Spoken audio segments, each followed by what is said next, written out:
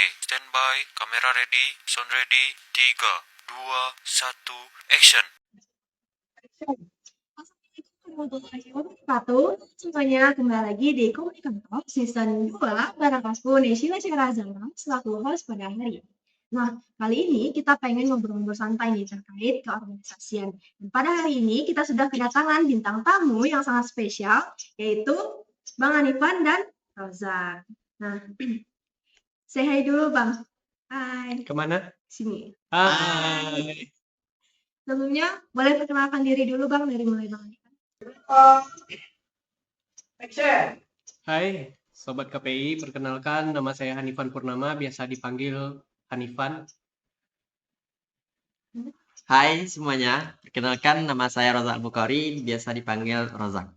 Nah, teman-teman kan tadi udah perkenalan diri nih dari Bang Anifan dan juga Rozak. Nah, sebelum kita bahas lebih dalam lagi nih, aku pengen tanya sama Abang dan Rozak, kira-kira kesibukannya sekarang apa? Oke, saya dulu ya. Kalau saya sekarang lebih tepatnya selaku mahasiswa semester akhir, lagi disibukkan dengan yang namanya skripsi. Tapi di samping itu juga saya sibuk kerja dan organisasi ada juga gitu. Nah, kalau sekarang tuh lebih ke jadi itu apa tuh namanya? Astagfirullahaladzim. Kerja. Ya, kerja ya kan. Kalau kerja itu di kantor Wali Nagari Tabek Patah, saya selaku admin PPID gitu, pejabat pengelola informasi dan dokumentasi. Nah, kalau di organisasi sekarang saya menjabat sebagai koordinator MIK di Dema Fuad, koordinator Pupsos di Genbi Komisariat, kemudian koordinator Medkominfo di Forkomnas KPI. Itu sih kesibukannya sekarang. Sibuk banget ya kayaknya Bang Anifan nih. Kalau Rozak? Ya, kalau saya sendiri mungkin sebagai mahasiswa semester 5 dan sekarang kita sudah disibukkan dengan persiapan tugas UAS kita karena kan menjelang bulan Desember kan kita banyak dituntut untuk membuat tugas, mempersiapkan UAS kita, dan di samping sebagai mahasiswa saya juga masuk ke dalam organisasi, yaitu organisasi HMPS Komunikasi dan Penyiaran Islam, dan saya di sana selaku ketua umumnya. Dan kita pada akhir tahun ini ya sama saja dengan akhir jabatan, kita mempersiapkan bagaimana di akhir jabatan kita itu supaya indah dan manis. Amin ya, semoga. Keren. Nah, dari abang-abang berdua ini kayaknya aktivis kampus banget nih ya. Nah, kalau kita dengar tadi kan dari Bang Anifan dan juga Rozak kan ada mengikuti organisasi. Nah, ini saya pengen tahu nih riwayat organisasi Abang sama Rozak apa kira-kira? Kan sekarang jabatannya ada banyak nih. Nah, riwayat sebelumnya itu organisasi apa aja? Saya dulu ya. Dulu di SMK Farmasi pernah menjabat sebagai wakil ketua OSIS. Kemudian setelah itu saya kuliah, lanjut masuk organisasi intrakampus seperti HMPS KPI juga. Saat itu saya menjabat sebagai koordinator MIKA, kemudian ada juga ikut UKM. Saya selaku koordinator PR 2 periode. Dan sekarang seperti yang saya sebutkan di awal tadi, ada di Dema Fakultas, kemudian ada juga di Genbi, itu sebagai ekstra gitu, ekstra kampus. Itu sih. Kalau Rozak? Oh, kalau saya sendiri mungkin tidak sebanyak yang Bang Anifan tadi ya. Kalau saya mungkin dari SMA, saya mengikuti OSIS juga sama seperti kayak Bang Anifan. Dan pas SMA saya menjabatnya itu mungkin alhamdulillahnya saya diamanahkan 2 kali menjabat. Yang pertama saya itu menjabatnya sebagai sekretaris umum di OSIS. Dan yang kedua saya alhamdulillahnya sebagai ketua OSISnya.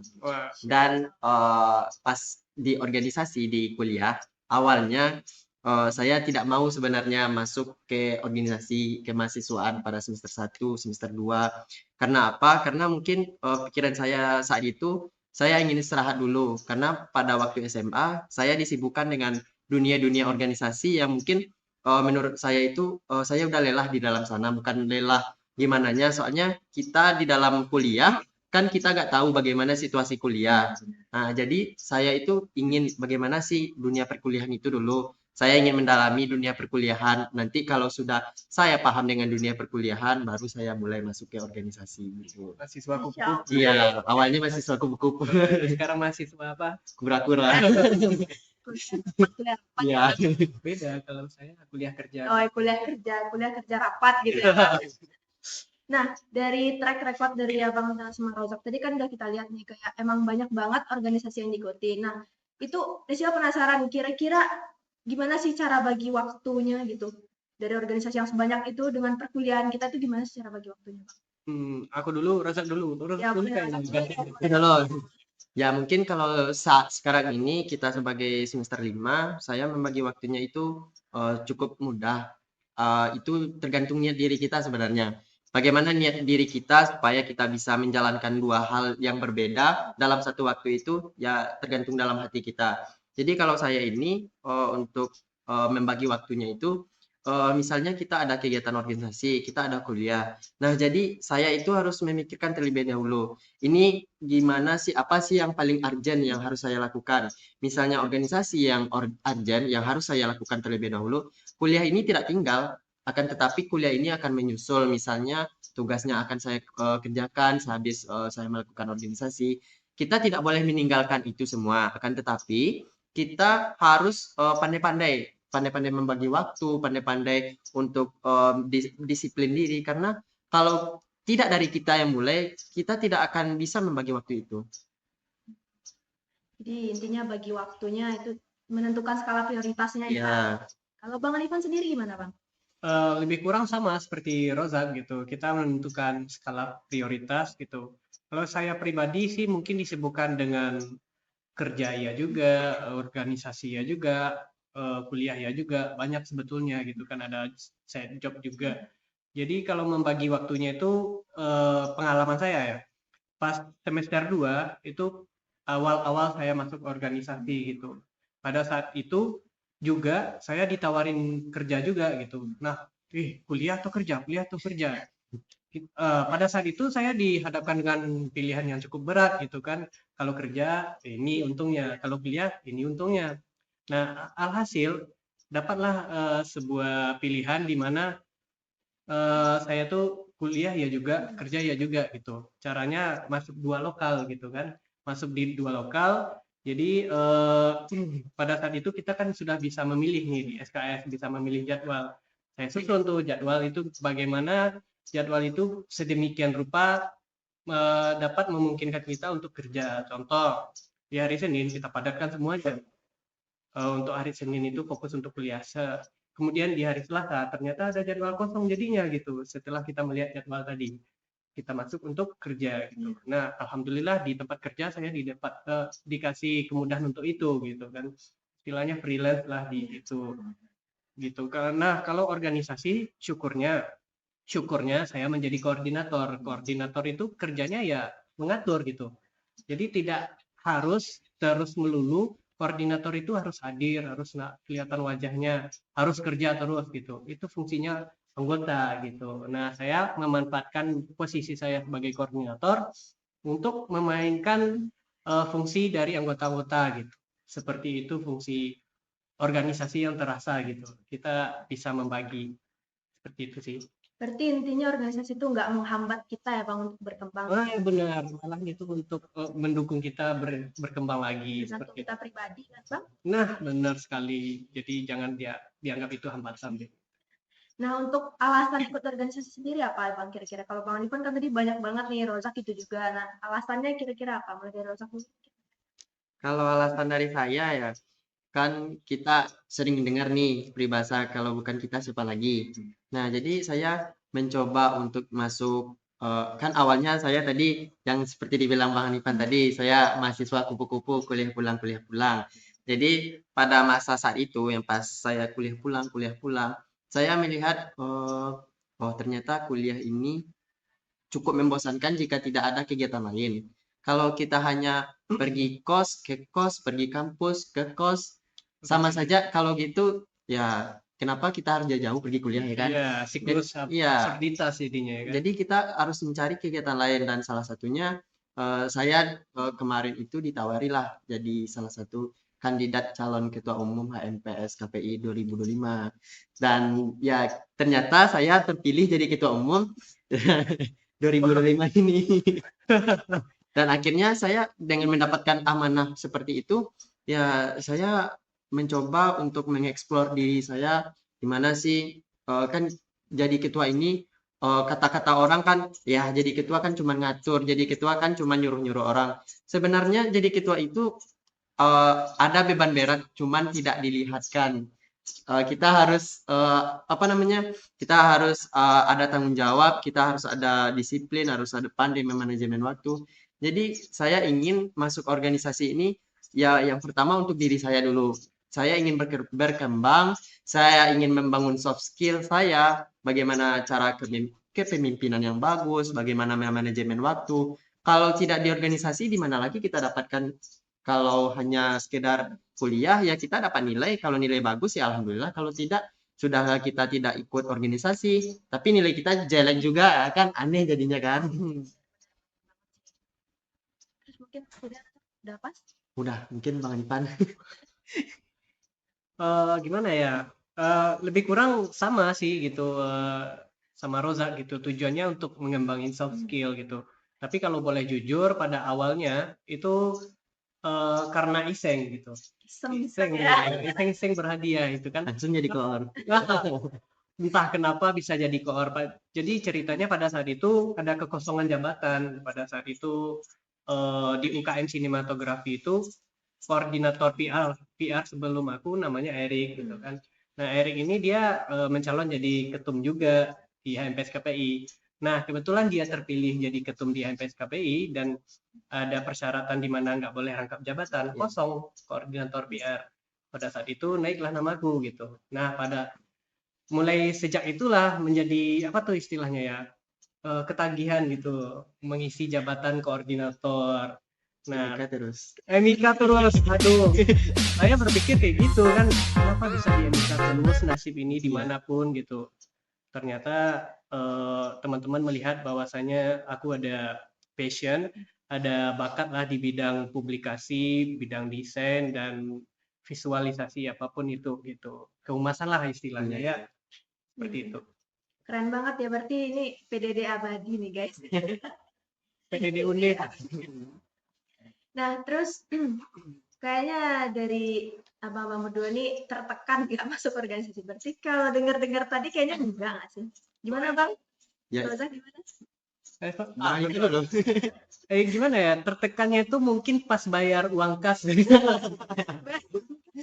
Bayar uang kas itu jadi pikir-pikir kan, kita kerja udah kayak gini petantang petenteng, bahkan alat pun aku yang nanggulangi gitu kalau kita mau egois nih ya. Tapi sebetulnya kan kita punya alat, kita punya bakat, why not untuk all in dalam organisasi, show up semuanya gitu. Bahkan mungkin pada saat periode kami keemasan bisalah menyumbang sedikit perbaikan gitu. Syukurnya seperti itu sih. Nah, tertekan lainnya mungkin di itu sih, di deadline gitu. Di deadline, jadi ada di suatu kondisi di mana posisi saya itu kejepit gitu. Saya pernah di dalam 1 tahun itu memegang 5 tampuk kepemimpinan sekaligus di organisasi berbeda, dan itu bikin saya ya ampun, tugas banyak gitu kan, Tanggung jawabnya. tanggung jawab banyak, deadline pada contohnya ada hari besar bikin pamflet hari besar 5 organisasi langsung dibikin Pada satu waktu. gitu. Sumpah jari saya 5, semua jari itu fungsinya Berbeda-beda. gitu kan. Nah, kemudian bebannya satu lagi adalah ketika melanjutkan di tingkat selanjutnya. Apakah seperti di challenge gitu, apakah bisa memberi sesuatu yang baru ataukah masih sesuatu yang lama. Itu beneran challenge bagi diriku pribadi, seperti itu sih. Kalau Roza? Kalau dari saya tertekan tidak tertekannya itu sebenarnya ya balik ke diri kita masing-masing. Sebenarnya kan itu stigma pikiran kita tertekan atau tidaknya. Kalau menurut pandangan saya, yang saya lihat ya selama ini, kalau orang-orang yang tertekan di dalam organisasi itu mungkin karena ada satu dan lain hal. Salah satunya mereka itu misalnya mereka sudah diberi tupoksi kerja, akan tetapi mereka tidak melakukan tupoksi kerja tersebut. Jadi gimana ya? Mereka itu pasti beranggapan ya walaupun mereka tidak bekerja pasti karena ada tanggung jawab, pasti atasannya itu kan apa namanya, meminta menagih itu yang tugas itu kan yang deadline tadi. Terus pasti dong kita yang memiliki tanggung jawab seperti itu kita tertekan. Jadinya itu ya balik ke diri kita jadi dimana kita mengembang apa namanya tanggung jawab kita itu sebaik-baik mungkin. Kalau misalnya ya kalau kerja kita dipegang dengan bagus, kalau kita kerja ya sesuai tupoksi, ya kalau memang ada tekanan berarti orang yang nekan itu yang salah lagi, bukan dari kitanya. Ini itu sih dari saya. Sesuaikan aja ya. Iya. Nah, ngomong aku punya games nih, mini games saja. Nanti Bang Hanifan pilih satu, Rozak pilih satu. Nanti deskripsikan apa yang ada di tas. Coba ambil satu, Aku Pak. dulu. Ya ampun, tanganku gede. Di sini deh. Gimana dah? Ambil deh. Aku buat sih. 2 jari aku semuanya kayak gini. Sip. Nah, coba buka. Liatin ke kamera. Gimana nih? Yang satu. Sini. Nah, ini. Gimana? Coba Nih. liatin. Apa tulisannya? Ada aku proker dan agenda. Rozak? Aku ada HMPS KPI 2025. Gimana? Pas banget ya. Nah, boleh dari Bang Hanifan dulu. Nanti ini Rozak juga mendeskripsikan ini ya. Oke, sip. Rozak sama Bang Hanifan deskripsikan. Terkait dengan proker dan agenda ya. Jadi khusus bagi saya sendiri yang bergerak di bidang Medcominfo, Infocom, Public Relation, MIK dan semuanya lah yang berhubungan dengan desain, fotografi dan kehumasan. Proker dan agenda kami yang paling utama itu tentunya publikasi gitu. Publikasi tentang kegiatan yang sedang berjalan atau telah berjalan atau yang akan dijalankan di suatu organisasi. Itu yang paling utama. Namun di sini letak asiknya gitu, di mana cara kita mengemas informasi itu ke publik sehingga publik itu melihatnya menjadi menarik gitu, sehingga terciptalah brand identity, dan itulah yang saya terapkan di semua organisasi yang saya masuki gitu. Nah, sebagai contoh di HMPS KPI periode 2024 ada banyak tuh proker gitu. Istilahnya kami menggendong lah pada saat itu ya.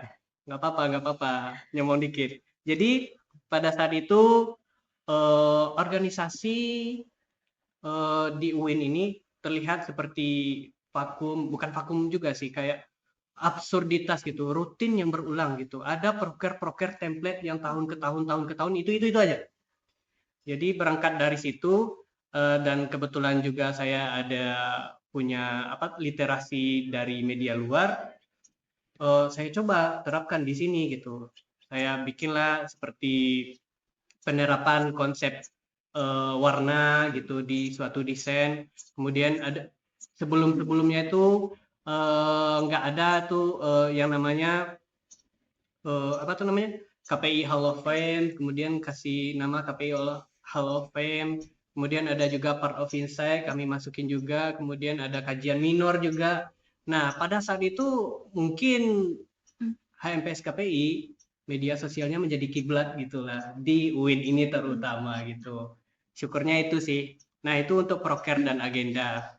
Kemudian nanti di ujung jabatan kami bikin juga yang namanya laporan gitu, laporan akhir jabatan, sehingga semuanya itu tampak terlihat gitu, gimana sih lini masanya kerja dari organisasi itu gitu, sampai pada akhirnya bermuara pada laporan. Dan itu yang tidak dimiliki oleh organisasi lain di HMPS di UIN ini gitu. Kalau boleh dibandingkan gitu, harusnya kami itu udah di Demau gitu. Kami itu di Demau gitu. Tapi sayangnya itu di Demau nggak ngelirik kami. Karena kenapa? Ya karena gitulah ya. Ya, ada SDM-nya gitulah sih. Oke, itu sih. Kalau Rozak gimana pandangannya terhadap ini? Proker dan agenda. Kalau menurut saya sih proker dan agenda itu kan menjadi tanggung jawab per masing-masing divisi. Kalau di organisasi kita akan punya divisi-divisi masing-masing. Ya, benar. Dan di setiap divisi-divisi itu kan seperti yang dibilang oleh Bang Hanifan tadi kan dia fokusnya ke divisi Medcom. Dan ada lagi banyak divisi-divisi yang memiliki proker, agenda, dan itu mereka ya seperti yang dibilang Bang Hanifan tadi, kita sebagai di dalam organisasi kalau bisa kan kita membuat sesuatu yang baru, tidak program-program template. Jadi kalau di dalam proker dan agenda ini, kalau misalnya kita mulai dari HMPS, kalau HMPS proker dan agendanya itu ya fokus ke keprodian, bagaimana kita membangun prodi kita, bagaimana apa namanya membangun citra dari prodi kita untuk keluar supaya dikenal prodi kita dari luar. Contohnya kalau kita dari HMPS KPI kan kita misalnya kita membuat Bikin agenda brosur. ya apa PBS Oh, PBS pengabdian ke berbasis sekolah. Jadi dengan adanya program berbasis sekolah itu kita mengenalkan bagaimana sih program prodi prodi KPI ini ke orang-orang. Mungkin orang-orang ini sebelumnya kalau kita sebelum melakukan PBS mungkin orang-orang ini hanya sekedar oh ya KPI, oh ya KPI kan tidak ada tahu bagaimana kelebihannya, bagaimana apanya jala jurusan kerja apa namanya prospek. prospek pekerjaannya kan orang tuh tidak mengetahui itu hanya sekedar tahu KPI. Dengan adanya kita melakukan agenda PBS ini ya orang lebih kenal dengan prodi kita. Iya, gitu. Ya, Ya, gitu itu ya. Pada saat itu kalau nggak salah PBS itu kan di tahun sebelumnya ya, di Iya. tahun sebelum saya itu cuman datang ke sekolah memaparkan gitu. Iya. Tapi pas zaman aku waktu itu kami bikin brosur. Iya. Brosur itu kami bikin desainnya menyerupai dompet.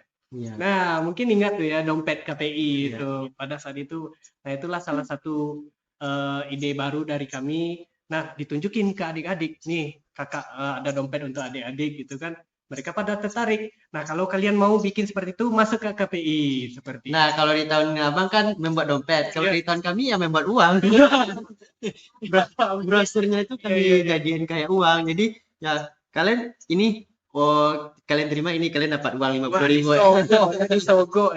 Padahal itu brosur kita yang berbentuk uang. Keren kreatif tuh. Bener banget sih. Kalau lanjut ke Razak, pandangan terkait HMPS KPI 2025 gimana menurut Razak? Mungkin ini ya sangat pas. Pas banget sih ya, langsung. Menurut saya HMPS KPI, saya selaku ketua umumnya, kebetulan saya sebagai ketua umum HMPS KPI 2025, mungkin yang saya rasakan itu yang saya mengucapkan banyak-banyak terima kasih mungkin kepada semua teman-teman, semua rekan-rekan kerja. Kan kita sebagai mahasiswa sebenarnya kita dituntut untuk kuliah. Kan tetapi kawan-kawan semua, rekan-rekan kerja semua memilih untuk masuk ke organisasi ini secara tidak langsung. Dia memilih untuk mengorbankan waktu untuk kuliahnya ke organisasi. Jadi saya sangat mengapresiasi itu sih, sangat mengapresiasi bagaimana pengorbanan teman-teman semua bela-belain untuk melebihkan waktunya, melebihkan tenaganya, melebihkan ya kalau organisasi ngomong-ngomong uang pasti ada uang yang dikeluarkan. Jadi kepada teman-teman semua pasti setiap proker tadi proker agenda pasti itu ada menggunakan uang dan tidak sedikit banyaknya kan ada uang yang digunakan oleh teman-teman. Jadi saya sangat berterima kasih untuk perjalanan kita ya kita namanya hampir demisioner ya namanya kan ya periode 1 tahun ini saya sangat-sangat berterima kasih sih karena ya balik ke pengorbanan tadi saya sangat bangga bagaimana kita tetap bertahan walaupun banyak badai walaupun banyak permasalahan yang ada di tengah-tengah ya namanya banyak kepala, banyak individu dan banyak kepribadian yang harus kita satukan. Mungkin itu tidak mudah, akan tetapi dengan berjalannya waktu, berjalannya kekompakan kita itu akan terasa bersatu dan semoga yang saya harapkan di awal tadi mungkin kita dapat berakhir dengan manis. Waduh, jangan gitu. Sabar. Ya ampun, air mata. Bang Ivan gimana kira-kira nih sebagai demisioner HMPS 2004 gimana sih HMPS KPI 2025 ini? Kok serasa muhima ya? Wah, ini Tipis-tipis. mau dibikin bocoran muhima gitu. Boleh sih. Jadi mungkin saya di sini selaku demisioner juga dari HMPS KPI 2024. Mungkin boleh dibilang fondasi ada di kami, bahkan fondasi juga ada di periode sebelumnya, tapi dikuatkan pas periode kami. Yang namanya merintis itu iya mudah teman-teman, tapi melanjutkan dan mempertahankannya itu nggak akan semudah pada saat-saat kita awal merintis gitu. Dan posisi teman-teman LPSKPI 2025 dia mengisi posisi sebagai pelanjut. Seperti yang dibilang oleh Ketum tadi, banyak badai yang membangbingkan kapal mereka di lautan yang luas ini. Dan sebentar lagi kalian bakalan berlabuh ya. Berlabuh di dermaga yang bernama The Missioner. Semoga Ya, indah. semoga indah pelabuhannya nggak retak-retak gitu. Kapalnya mungkin ya, kapal kalian gede Ya, dibanding kapal kami bergede kapal kalian, dan saya sangat mengapresiasi kerja kalian yang terbilang keren, keren. Tepuk Itu. tangan dulu dong kalau keren banget. Terus nih ya Bang, kalau misalnya kita tinjau ulang, kan kita lihat minat organisasi di UIN ini kan kayaknya udah cukup rendah ya gitu. Susah kita untuk mencari kader-kader untuk melanjutkan estafet kepemimpinan, estafet organisasi untuk next selanjutnya gitu kan. Nah, ada nggak pesan-pesan utama untuk teman-teman di luar sana nih yang masih ragu gitu supaya termotivasi mengikuti organisasi? Nah, dari Bang Ivan dulu deh. Saya pertama kali masuk organisasi di UIN ini semester 2, semester 4, 3, dan sampai sekarang masih ikut organisasi. Itu menunjukkan apa, teman-teman? Menunjukkan bahwa saya sudah ketagihan. Nah, organisasi ini sebetulnya bagi saya udah seperti rumah tinggal. sedatif juga gitu, karena saya menjadi tenang. Karena kenapa? Ternyata ada sesuatu di diri saya ini yang bergejolak dan itu butuh wadah. Dan organisasi adalah wadah itu semua. Jadi kalau kita bertanya tentang minat, mungkin lebih passion orang itu beda-beda ya. Kenapa saya minat untuk masuk organisasi?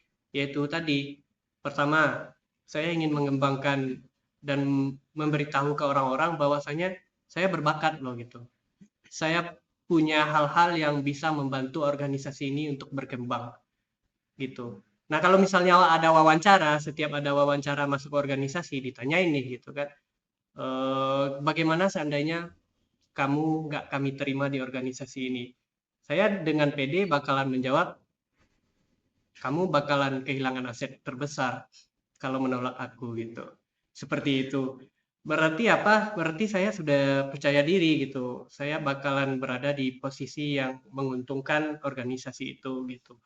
Nah, terkait dengan minat yang menurun di UIN khususnya ya kan, kita bisa melihat kan ada progres-progres yang signifikan jomplangnya dengan Ya, periode sebelumnya gitu.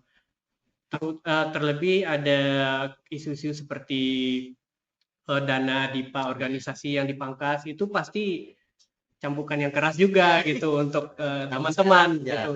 Yang namanya organisasi ya kita butuh tenaga, di samping itu butuh waktu dan butuh dana gitu. Kita nggak bisa memungkiri bahwasanya kita jalan itu beralaskan kaki, beralaskan sendal teman-teman gitu.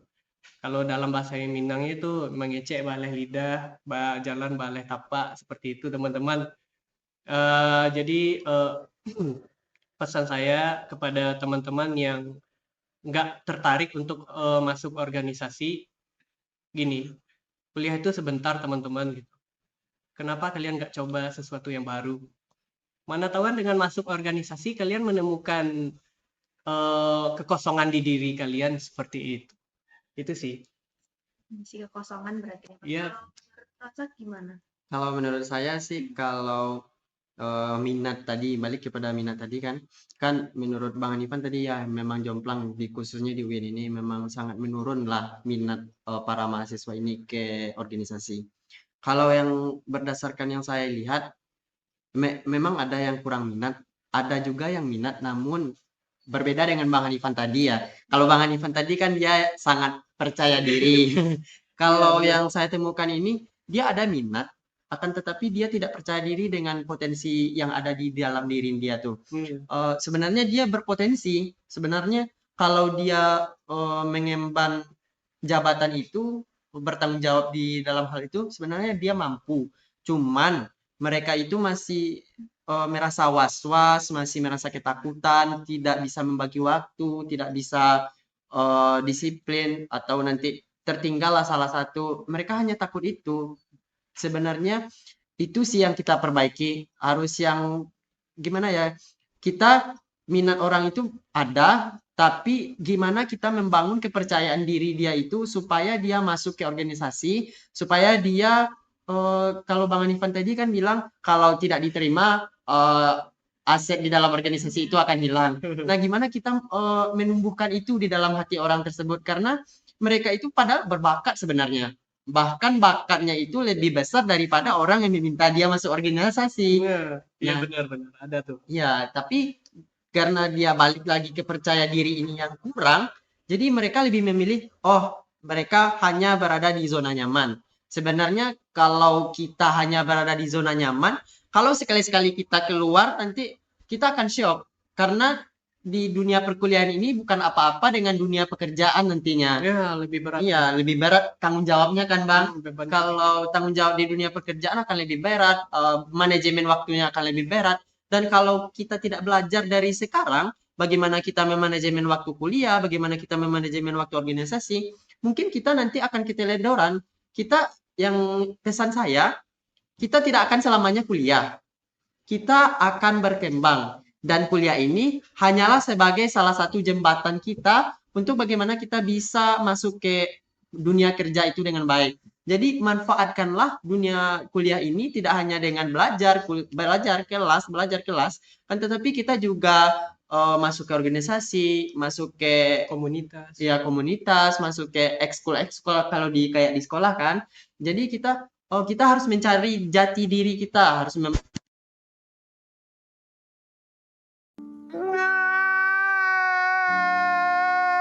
Oh my God! Wow! Body, I'm an icon, man. I'm a girl about a 10. I should fuck her